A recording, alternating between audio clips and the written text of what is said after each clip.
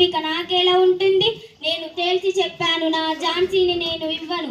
British వాళ్ళు సైన్యాన్ని పంపారు, అనేక బలగాలు, భారీ తుపాకులు, అయినను వెనక్కి తగ్గలేదు. నా కుమారుడిని నా వీపుపై కట్టుకొని యుద్ధానికి వెళ్ళాను. గగనాన్ని చీల్చే నినాదం ఒక్కటే, వందే మాతరం, వందే మాతరం.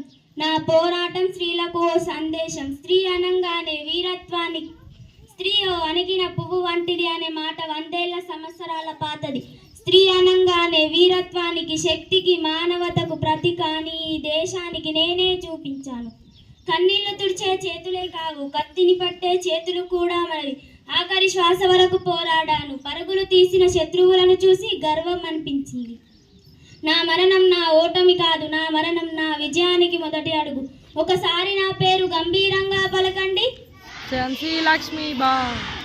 ఓ స్త్రీ కాదు, ఓ సింహం. స్వాతంత్రం మా హక్కు, అది మేమే సాధించుకున్నాం. వందే మాతరం.